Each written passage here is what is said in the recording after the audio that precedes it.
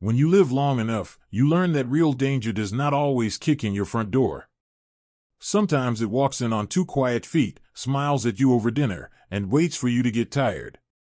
The night this story really began, I was sitting in a wooden chair at the top of my basement stairs, bare feet on cool linoleum, lights off in the hallway. The only light in the house came from the basement. A thin strip of it cut across the floor under the door. Denise was down there. Again. It was a little after 10.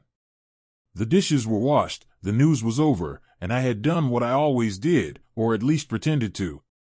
I told her I was going to bed early. I went into the bedroom, turned off the light, and lay down. I heard her moving around in the kitchen, opening cabinets, closing drawers. Then the soft creak of the basement door, the click of the light switch, and her footsteps on the stairs. I waited. 5 minutes later, I got back up, quiet, the way you learn to move when you have lived in small houses all your life. I carried the old chair from the dining room and set it right by the basement door. I did not open it. I did not call her name. I just sat, hands folded, listening. Her voice floated up through the floor. "I'm telling you, it's getting worse," she said. Her tone was low but clear. "He forgets things all the time now." I frowned. I had not forgotten anything important. I knew exactly where every tool sat in that basement. I knew the dates on my pills without looking at the labels. I knew the year I bought this house, the day I made the last payment, and the way my first wife smiled when she hung the curtains. My memory worked just fine. Another voice answered her through the floor, muffled and digital. A man's voice. Calm. Professional. "You have to document it, Denise," he said. "Write things down. If we're going to move forward with a placement, the records need to show decline." Placement. My name came next. Full name. Clear. "Harold is stubborn," she said. "He'll fight it at first. But once he's in the facility, they'll handle him." Facility. I sat very still. My heart did not race. My hands did not shake. I let every word land and stay where it fell. I listened as she talked about my pills, my pension, my episodes. I listened to a stranger talk about me like I was a bed to be filled and billed. I could have opened that door right then. I could have yelled down those steps and demanded answers. Instead, I reached for the banister, pushed myself up slow, and slid the chair back against the wall. If people were planning my future in my own basement, I needed more than words through a floor. I needed to see their faces. The next morning, I decided exactly what I was going to do. Before suspicion ever crept into my home, my life moved the way an old clock does, steady, familiar, ticking along on a rhythm you don't notice until someone tries to stop it.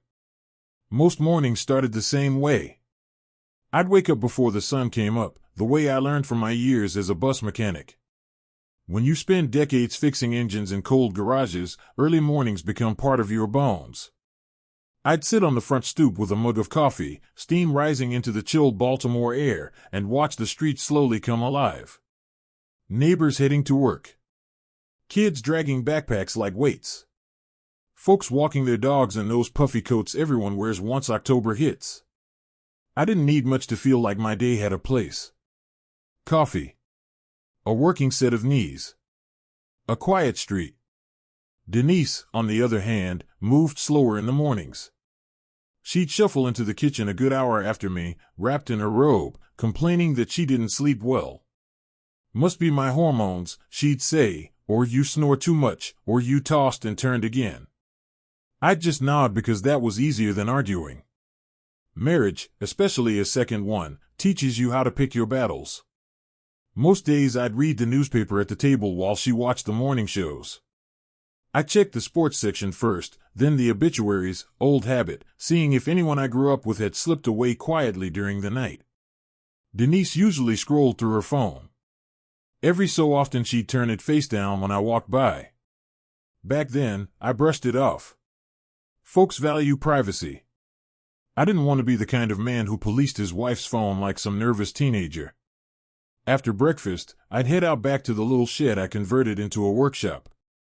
I still tinkered with small engines, lawnmowers, snowblowers, the kind of things neighbors drop off with a sheepish smile, and of Mr. Johnson, I swear it just stopped working. I didn't charge much. Never cared about the money. It kept my hands busy and my mind calm. Denise worked part-time at a clinic on rotating shifts, so the afternoons were usually quiet. Our house was modest but well-kept. I handled repairs myself, loose shingles, squeaky doors, bad outlets. The basement used to be my domain. Half storage, half workspace, with old paint cans stacked neatly, shelves of tools, and a corner where I kept photographs from the early years of my life. Denise asked for more storage room after she moved in, and little by little that space became hers.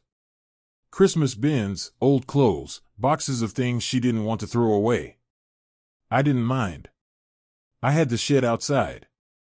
I let it go. Back then, I thought letting go was part of being a good husband. Family-wise, things were polite. That's the best word I can use. Marcus, my son, always treated Denise with respect, but he never warmed up to her. He said, "Dad, I'm nice because you're happy." That's all. And that was enough for me. As for her daughter Tanya, well, she tolerated me the way someone tolerates a long line at the DMV, silently annoyed but pretending to be civil. Every holiday she dropped hints about me being old-fashioned, slow, or set in my ways. Denise never corrected her, and that bothered me sometimes, but I swallowed it. Families blend the best way they can. Dinners were simple. I'd cook twice a week, she'd cook the rest.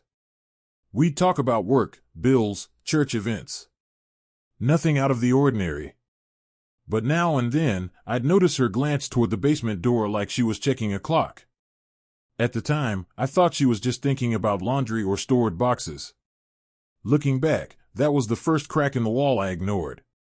On Sundays, we went to church together. Pastor Carter always hugged me first. He'd known me since I was a skinny teenager with grease under my nails. "Brother Harold," he'd say, still standing tall, "I see." Denise smiled at Pastor Carter, but she wasn't fond of church folk. Said they asked too many questions. We had a rhythm. Grocery runs on Wednesdays, doctor appointments as needed, calls with the grandkids every other weekend. Evenings were peaceful, the TV shows, cups of tea, the two of us settled into aging together. But it's the small, quiet changes that betray you. At first, Denise just went downstairs once or twice a week after dinner. She'd take her phone, say she had to sort through some old boxes, and disappear for 30 minutes. I didn't think much about it. Then it became every night. Just after the plates were washed, she'd wipe her hands on a towel, say, "I need to grab something real quick," and vanish down those stairs. When I asked what she was doing one night, she snapped sharper than I expected. "Harold, why are you so nosy all of a sudden?" I said, "I'm organizing stuff. Let me handle it." I blinked. "All right," I said. "Just asking." She left it at that. But after that night, she started locking the basement door behind her. Still, I didn't feel angry. And I didn't feel scared.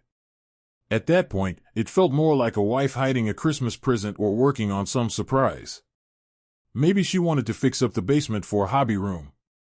Maybe she was sorting old clothes quietly because she didn't want to talk about aging. But then came the little tests. She'd ask, "Did you take your pills this morning?" I'd answer, "Yes." 5 minutes later, she'd ask, "Are you sure?" like she was cataloging something. One afternoon she stood in the kitchen doorway and said, "Harold, you left the stove on earlier." I knew I hadn't. I always double-check. Always. "I turned it off," she added. "Just be more careful. You're getting forgetful." Forgetful. That word sat on my chest for hours. Then, I'd see her whispering with Tanya in the living room, both of them glancing my way. When I'd walk closer, they'd smile too quickly, like kids caught stealing cookies. A letter from the bank showed up, asking me to confirm an address change request. I never requested anything. Denise brushed it off, Probably a mistake. I'll call them. The letter disappeared before I could reread it. Still, I stayed calm. 10 years married teaches you the value of silence. The truth is, I still believed in Denise then. I still believed she wanted to build a life with me, maybe not a perfect one, but a lasting one. I believed that love earned later in life had fewer cracks than the kind you find when you're young and rushing. But some cracks don't show until something important slips through them. And eventually, something did. Suspicion doesn't hit you all at once. It comes in quiet pieces, small enough to ignore, sharp enough to remember. And the first real piece landed one Tuesday afternoon, a little after lunch. I had gone to the basement door looking for my toolbox. The one with the red handle. I hadn't used it in weeks, and I finally had time to fix the neighbor's lawnmower. I reached for the doorknob like I'd done hundreds of times before. But the door didn't move. Locked. Now, that basement had seen more of my life than most people ever had. It held the bicycle I rebuilt for Marcus when he was 9. The boxes from my mother's house after she passed. The record player I kept meaning to fix. I had never needed a key to it. Not once. I stood there a minute, hand resting on the knob, trying to make sense of why it suddenly turned into forbidden territory in my own home. I raised my voice gently. Denise? You got the basement locked? She came around the corner fast, drying her hands on a towel. Why are you trying to go down there? I need my toolbox, I said. Red one. Her smile didn't reach her eyes. I moved some things around. It's a mess down there. I'll grab it for you. Before I could say a word, she brushed past me, unlocked the door with a small silver key I'd never seen before, slipped inside, and shut it behind her. I heard her footsteps hit the bottom of the stairs and then, silence. 5 minutes passed. Then 10. Then 15. Finally, she came back up with the toolbox in one hand and the key clutched tight in the other. She handed me the box and smiled like nothing was wrong. See? Got it. I nodded slowly. Why's the basement locked now? She shrugged, too casual. Just organizing things. Don't want you tripping over stuff down there. I let the answer sit there between us, heavy but unchallenged. I thanked her, kissed her cheek, and took the toolbox out back. But my mind never left that locked door. Later that night, when she went downstairs again right after dinner, she locked the door from the inside. That was clue number 1. Clue number 2 arrived a few days later, wrapped in something small and harmless, at least, it looked that way. I walked into the kitchen and saw a pile of mail on the counter. One envelope had my name on it. The return address was from our bank. I opened it without thinking. Dear Mr. Harold Johnson, we are writing to confirm the recent address change request for your accounts ending in. I stopped reading. Address change? Request? What request?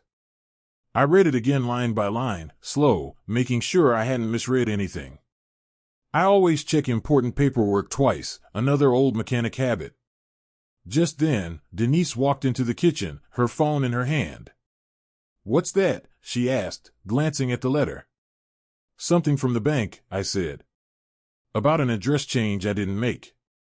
She snatched it gently but quickly, too quickly, from my hand. Oh, that. Probably just a mistake. These places mix things up all the time. I'll call them tomorrow. She folded the letter and slid it into her purse without handing it back. I didn't argue. But I watched her walk away with it. And that night, after she went to bed, I checked her purse. The letter wasn't there. Clue number 2 slid right into place. Clue number 3 wasn't an object. It was a sentence. A short one. And it came from Tanya. She had stopped by unannounced one Saturday to visit her mother, though she didn't speak more than 10 words to me most times. I was cleaning the gutters outside when she arrived.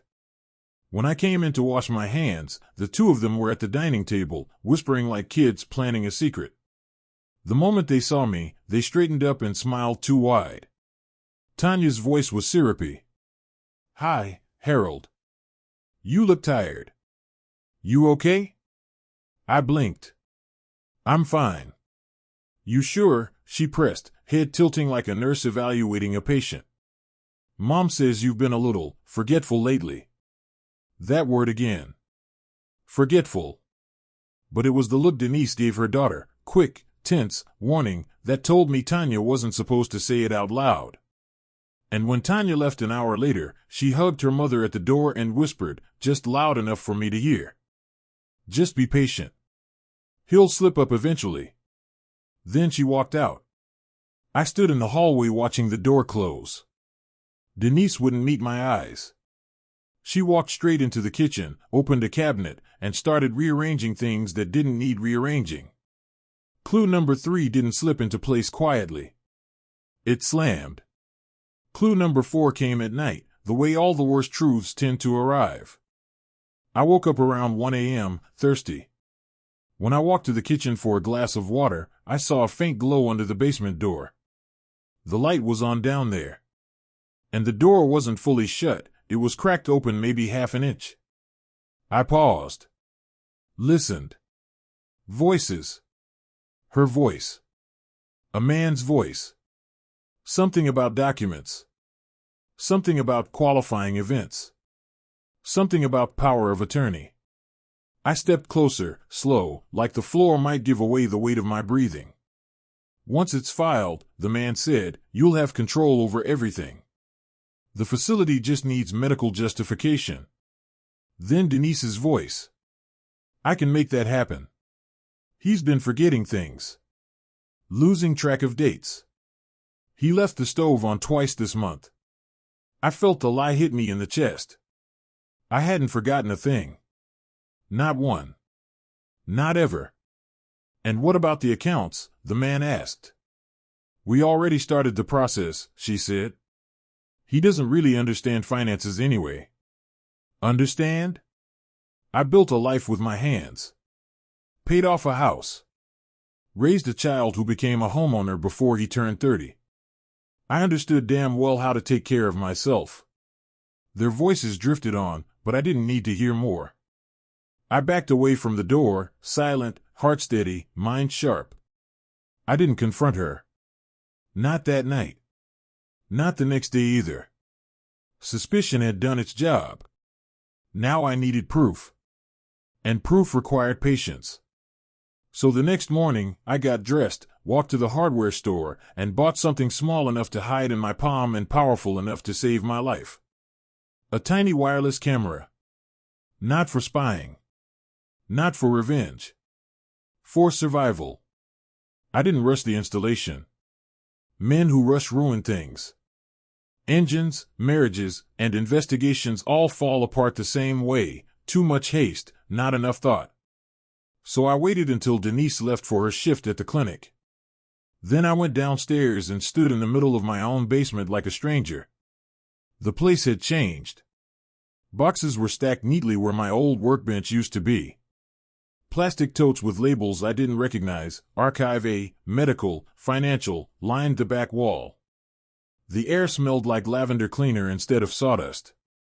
The concrete floor, once dusty with years of work and memory, had been swept smooth. It wasn't my basement anymore. It was hers. And that told me more than any locked door. I installed the little camera on the underside of the staircase. Close to the wall. Out of sight. A small black eye looking down into the room. It didn't need wires. Just a full charge and a connection to my phone. It would start recording whenever it sensed motion. I tested it by walking across the room. My phone buzzed in my pocket. It worked. Then I went back upstairs, made myself some lunch, and waited. The first recording came the same evening. Dinner that night felt normal on the surface. Denise made chicken stew. I complimented her cooking. She smiled, touched my hand lightly, asked me about my day. If I hadn't known better, I would have thought everything in our home was peaceful. But when she finished eating, she wiped her bowl clean with a slice of bread, stood up, and said, "I'll be downstairs if you need me." Just like always. I nodded and took my time cleaning the kitchen. I wiped the counters, dried the dishes, and then sat at the table pretending to read the newspaper. After a few minutes, my phone buzzed gently. Motion detected. Basement camera activated. I waited until her voice drifted faintly up through the vents. Then I slipped into the guest bedroom, locked the door, and opened the camera app. The screen filled with a view of the basement. Denise sat on a plastic storage bin, phone in her hand, face lit by the blue glow of the call. Her posture wasn't relaxed. She leaned forward, elbows on her knees, eyes sharp with focus. This wasn't the tired woman who slept in my bed. This was someone planning something. A second later, another face appeared on her screen, a woman. Tanya. Is he asleep? Tanya asked. No. But he'll be in bed soon, Denise said, lowering her voice. We need to get everything lined up before the end of the month. The month. A deadline. I turned the phone's volume up. Tanya continued, Did you talk to that administrator again? What's his name, Pierce? Yes, Denise said. He's getting the paperwork ready. He said once they have the medical justification, it's routine. I leaned back in the chair. My hands were calm. My heart stayed steady. But a coldness sat in the pit of my stomach. Medical justification. Routine. My life boiled down to a form. Tanya smirked on the screen. Mom, make sure the accounts are switched before anything happens. Otherwise, he'll still have access. Denise sighed. I'm working on it. But Harold still gets the mail too fast. He reads everything. That was the moment I felt the first real crack inside me. Not anger. Not fear. Just something breaking quietly, like a voice inside saying, she's not mistaken. She's lying because she wants to. Tanya went on, Look, you've put up with his slow ways long enough. This is your chance to get your life back. Those accounts are worth something. And that house, come on, Mom. You know what it's worth now. Denise nodded. I know. I just need to get the address changed and finish the POA paperwork. Power of attorney. I watched as they talked through step by step how to make me look incompetent. How to document forgetfulness. How to encourage him to see a doctor alone. How to get him on medication that has side effects they could point to. It wasn't just betrayal. It was strategy. Tanya said, once he's in the facility, he can't touch anything. You'll be the one making the decisions. Dr. Pierce explained that clear as day. Then Denise laughed. A soft, breathy laugh. A laugh I didn't know. A laugh that didn't belong to a woman talking about her husband. She'll go along with anything once everything's signed, Tanya said. You deserve this, Mom. Deserve?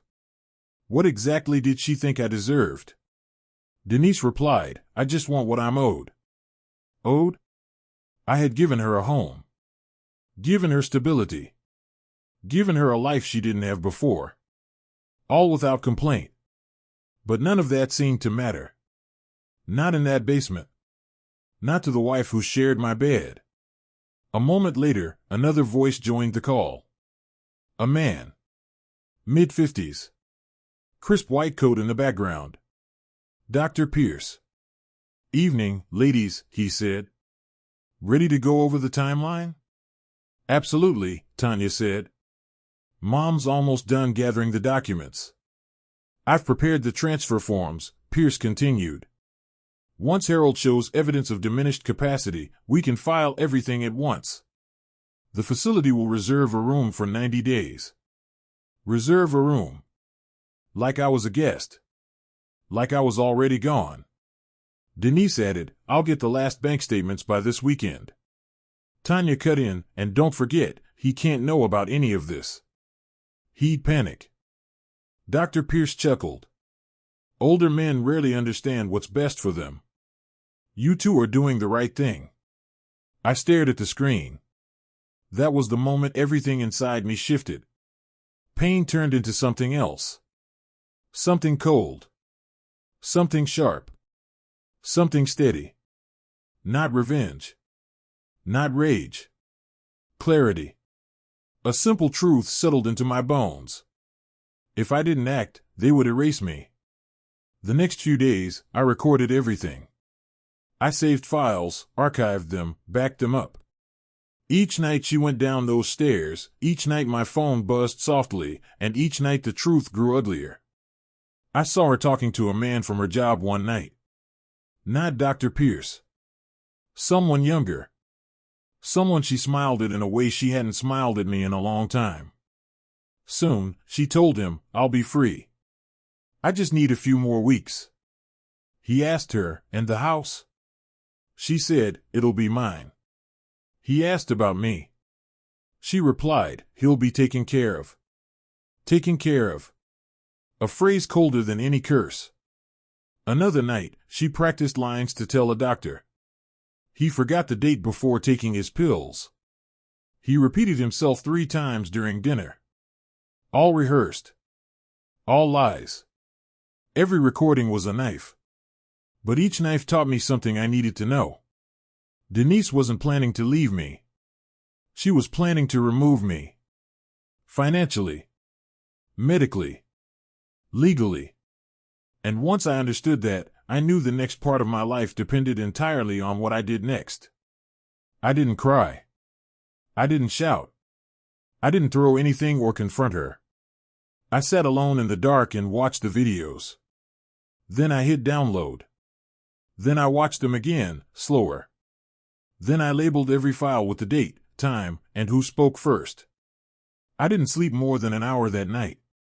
Not because of fear, but because a man can only watch the end of his life being planned in secret and stay unchanged for so long. By sunrise, I knew exactly what I needed to do. I had to protect what was mine. I had to protect my name. And most importantly, I had to protect myself. I woke up the next morning before the sun, the way I always do. But something in me had changed overnight. It wasn't fear. And it wasn't anger, not the kind that burns loud and messy.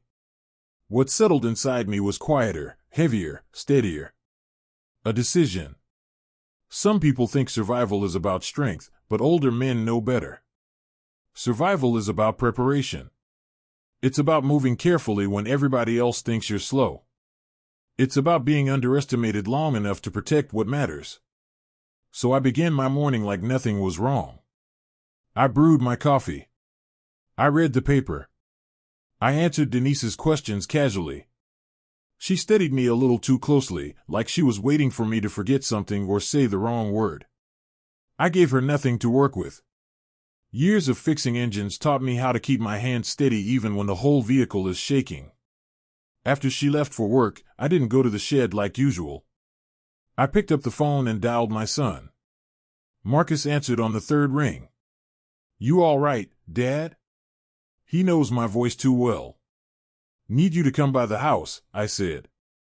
This afternoon, if you can. What's going on? Better to talk in person. There was a pause, the long, careful kind. I'll be there.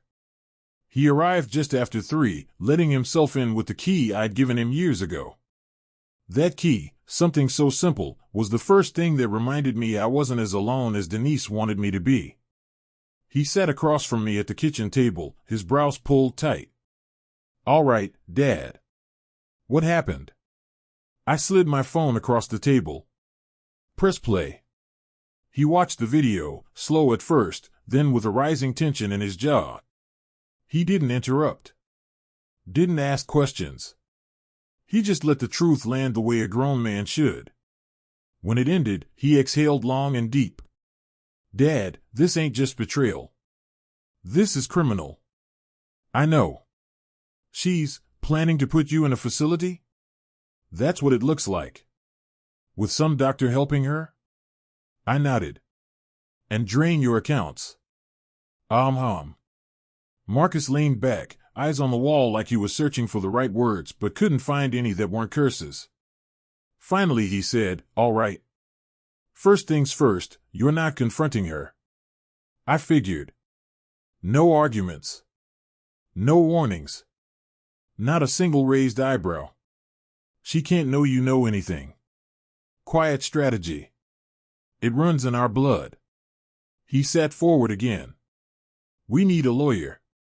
Someone we trust. I already thought of one, I said. Pastor Carter mentioned an estate attorney last month. Said the man helped his cousin restructure everything for medical protection. Good. Call him today. I plan to. Marcus picked up my phone again. Dad, how long has this been going on? A while. And you kept quiet? I looked him in the eye. Sometimes speaking too soon is how a man loses everything. That sank in. The attorney's name was James Newell, an older white man with a calm voice and a reputation for being thorough enough to irritate judges. When I explained the situation, carefully, fact by fact, he didn't interrupt. Didn't gasp. Didn't talk sweet. He just asked one question. Do you want to keep control of your life? Yes, I said. Then you need to move fast. He explained everything in clear steps. Step 1. Move all personal assets into an irrevocable trust, something Denise could not touch, change, or dissolve. Step 2.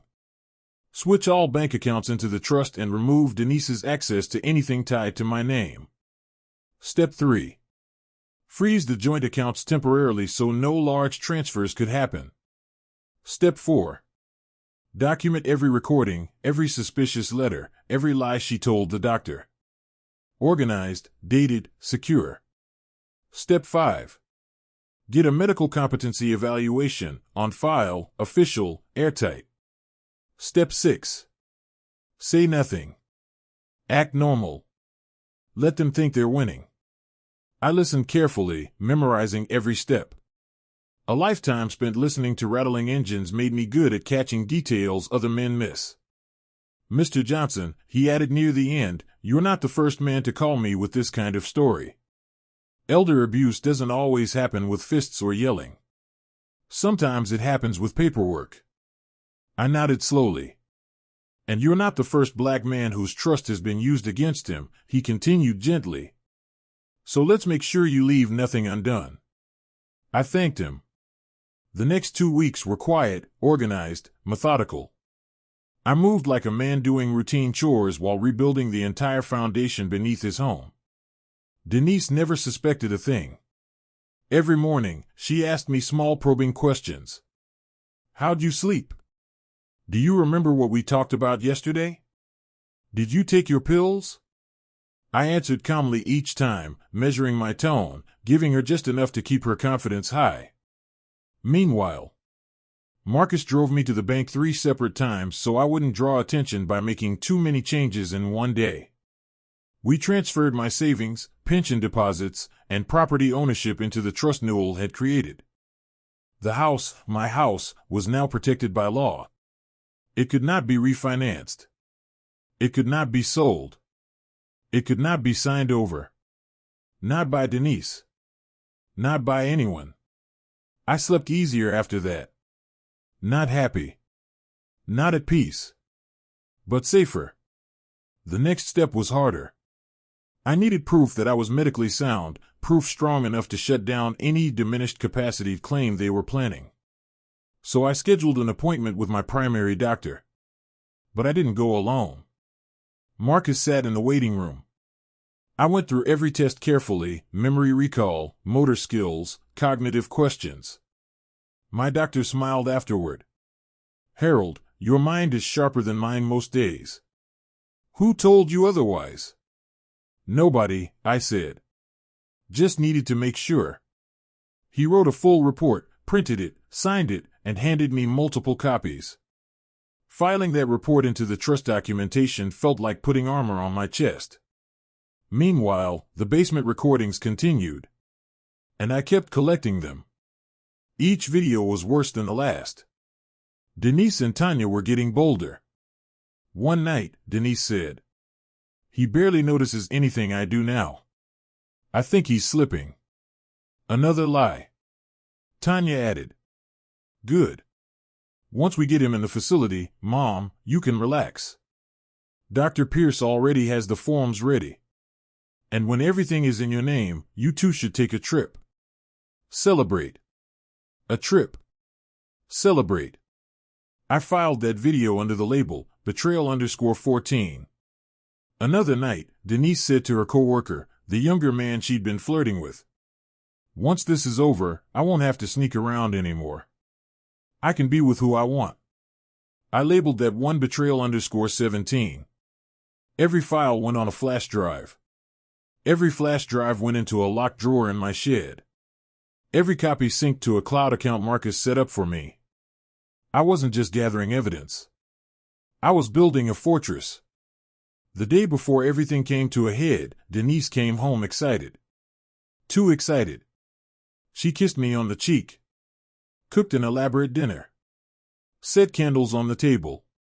The whole performance. Midway through, she said casually, Harold, I scheduled an appointment for you tomorrow. A wellness check. Oh? What for? Just routine, she lied with a bright smile. I nodded. All right. She was expecting resistance. She got compliance. And compliance made her confident. That night, she went into the basement longer than usual. My phone buzzed with motion alerts nonstop. I didn't listen. I didn't need to. Tomorrow was the day she thought she'd start filing paperwork. And tomorrow was the day I'd stop pretending. I went to bed early and slept better than I had in weeks. Not because I wasn't heartbroken, but because for the first time since this started, I knew the end was coming. And it would be on my terms.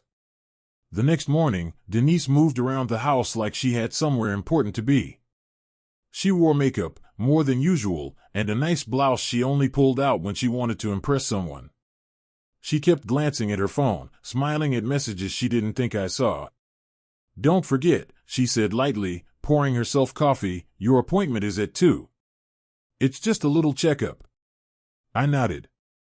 I remember. She looked relieved, like a trap she set weeks ago was finally about to snap shut. Around noon, she made a phone call in the bedroom. She didn't close the door all the way.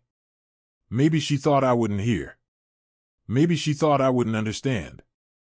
It's happening today, she whispered. Yes, he's compliant. Yes, Dr. Pierce will be at Pastor Carter's office at 4. We'll go straight there after the appointment. Don't worry. Everything's lining up. Everything was lining up. Just not the way she thought. At 1:30, I told Denise I was heading to the appointment early to beat the traffic. She didn't question it. She didn't come with me. She had too many behind-the-scenes strings to pull. Instead of going to the clinic, I drove to the church. Pastor Carter was already waiting for me in his office, hands folded, expression solemn. You sure you want to do this today, Harold? He asked. I'm sure. He nodded once, slow, deliberate. I placed the flash drive on his desk. He slid it into his laptop, clicked the first file, and sat back. I watched the pastor's face while the video played. The more he heard, the straighter he sat. The more he watched, the colder his expression became.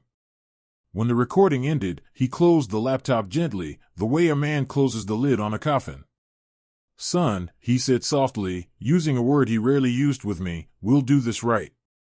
I sat in the pastor's guest chair, breathing steady. Marcus will be here in 20 minutes, I said. And your attorney? Down the hall waiting. He nodded. Let's prepare. At 4 o'clock sharp, Denise arrived. She walked into Pastor Carter's office with the confidence of someone who believes the world is already hers. Tanya was with her, dressed in business casual like she was attending a negotiation.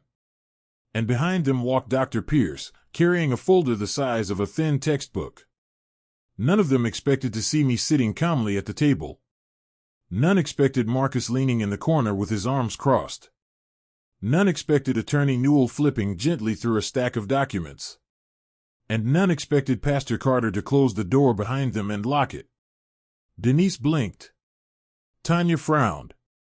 Dr. Pierce adjusted his tie. What's going on? Denise asked, turning her smile on like a light switch. Pastor Carter gestured to the table. Please, have a seat. They hesitated but eventually sat. Tanya crossed her legs tightly, glancing between her mother and the doctor. Denise kept her purse clenched under one arm. I didn't say a word. Dr. Pierce cleared his throat. Well, Pastor, thank you for meeting with us. This won't take long. We're concerned about Harold. His cognitive function. Stop. My attorney's voice cut clean and sharp. Pierce blinked. Excuse me? Attorney Newell folded his hands neatly. Before we proceed, Mr. Johnson has something he would like to present. Denise shot me a nervous look. Harold? What is this? We're here to help you. I didn't speak. Instead, I nodded to Marcus. He walked to the TV mounted on the wall, plugged in a small flash drive, and turned the screen on. Tanya shifted in her chair. What's that? Marcus spoke calmly. Evidence. The room fell silent. Then the video began to play. The basement appeared on the screen. Clear.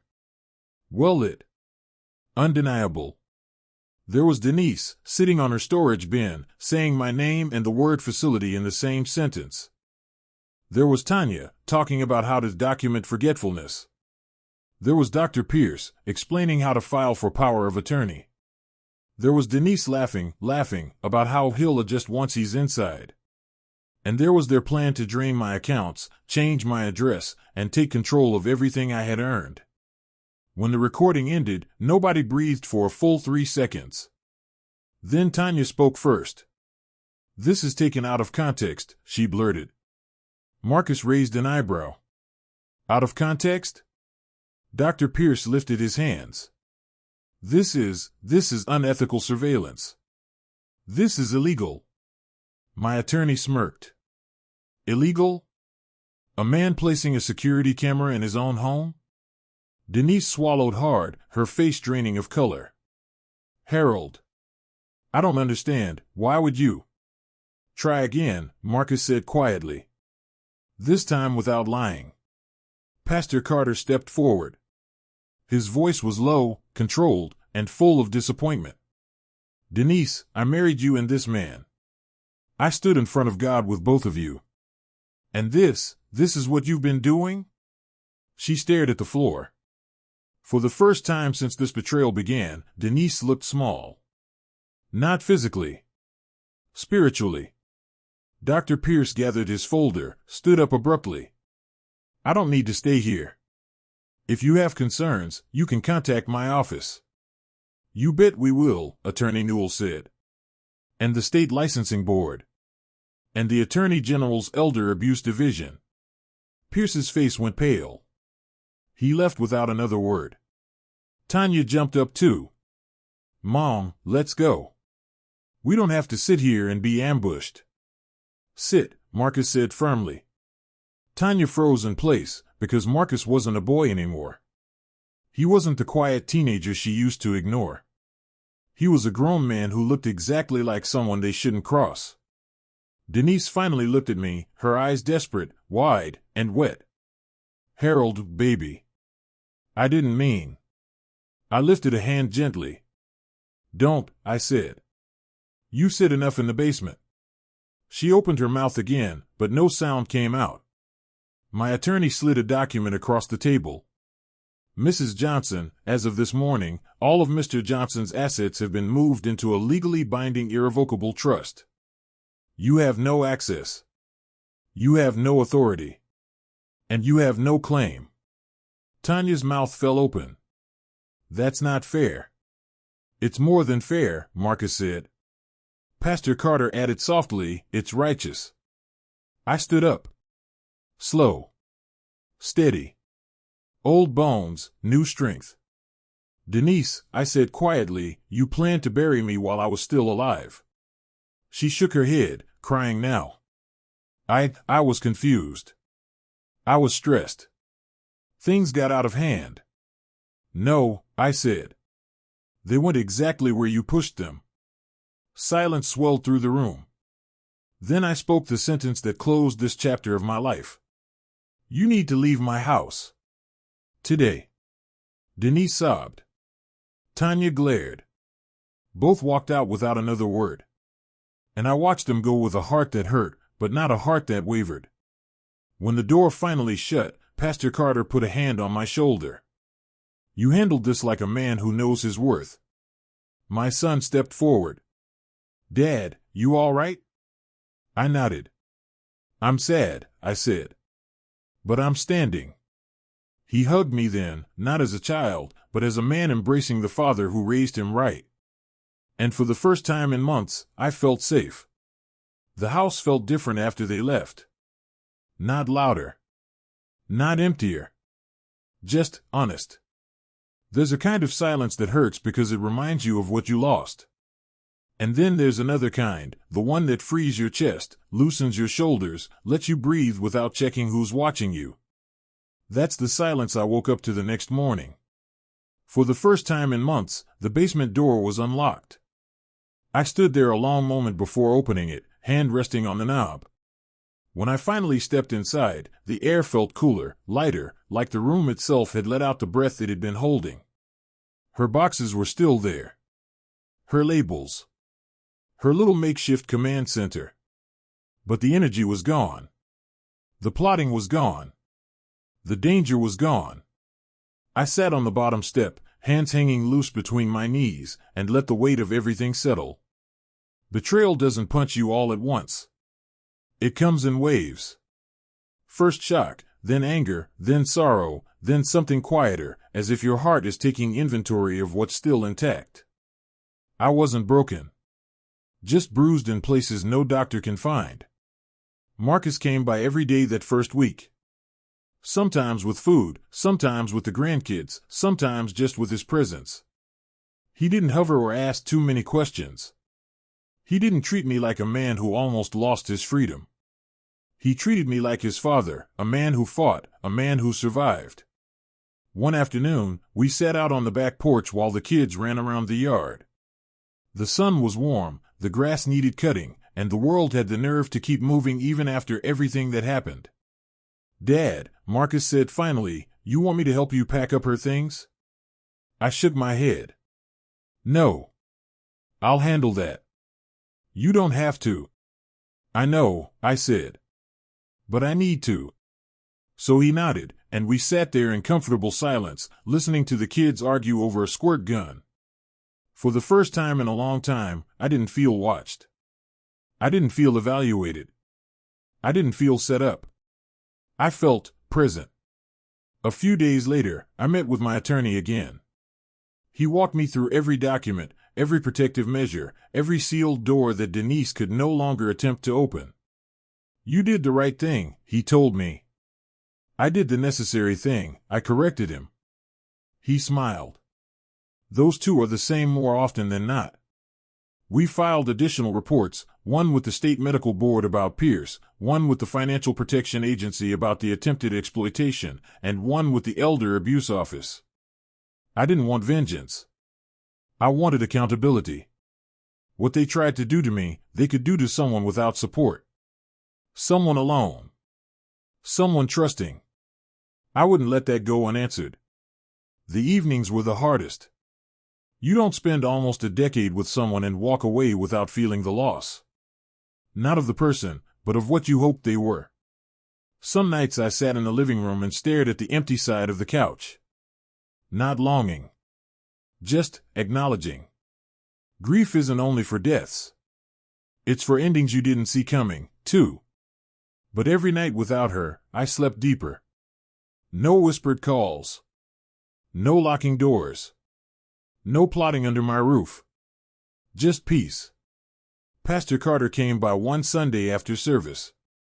He sat with me in the kitchen, sipping sweet tea while sunlight cut across the table. You're carrying it well, he said quietly. I'm carrying it, I replied. Not sure how well. He chuckled. Harold, you walked through a fire most men your age wouldn't have survived. You didn't lash out. You didn't lose yourself. You protected your life without losing your dignity. I nodded slowly. Still hurts. Of course it does. He set down his glass. But pain is proof that you're still here. And healing means you intend to stay. He stayed for dinner.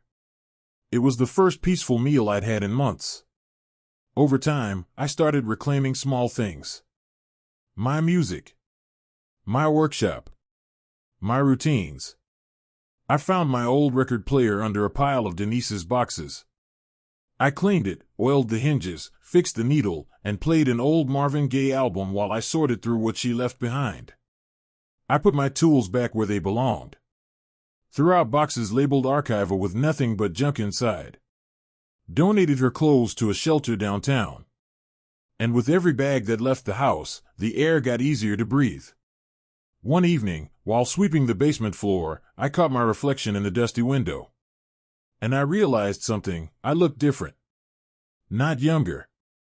Not stronger. Just clearer. Like a man who walked through a storm and came out with something still standing inside him. I wasn't just protecting assets.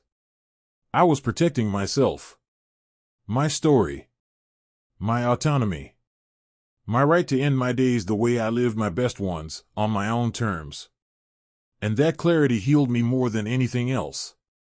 I didn't rush to replace Denise. Didn't join any senior dating apps. Didn't chase companionship to fill the silence. Instead, I filled my life with the people who earned a place in it, my son, my grandkids, my pastor, my old neighbors, the folks who asked about me not because they wanted something, but because they cared. Peace doesn't come all at once. It arrives slowly. Gently. Like a man who knocks on your door softly instead of barging in. By the time the next month rolled around, the house no longer felt haunted by betrayal. It felt like mine again. When everything finally settled, I found myself sitting on my front stoop again, same place I've sat for decades, same sunrise warming the bricks, same old mug of coffee cupped in my hands. But I wasn't the same man. Getting older teaches you a lesson nobody warns you about. You can spend your whole life protecting your family. And one day, you might have to protect yourself from them. I learned that the hard way. I thought trust was something you gave freely. Something earned once and kept forever. But the truth is, trust has to be guarded the same way you guard your name, your home, and your peace. I loved a woman who planned to bury me in paperwork. I welcomed her daughter into my house while she measured the worth of everything I owned. And I let my guard down because I believed age made you safer, wiser, untouchable. But age doesn't protect you from greed. Or ambition. Or the quiet hunger some people have for a life they didn't earn. What saved me wasn't strength. It wasn't anger. It wasn't fighting back. It was staying calm enough to see the truth, quiet enough to gather the facts, and steady enough to act before they could erase me. If you're listening to this, I want to ask you something. Who has access to your life? Your paperwork? Your bank accounts? Your future? Don't wait until someone starts planning your disappearance to find out. And if my story made you think, if it reminded you how important it is to protect your dignity, your home, and your peace, then stay close. I've got more stories to share, more truth to tell, and more warnings to give from a life that's seen both the best and worst of people. Tell me in the comments. What would you have done if you found out the person you loved was planning to take your life away piece by piece? And if my words spoke to you today, subscribe, because I'm not done telling the truth.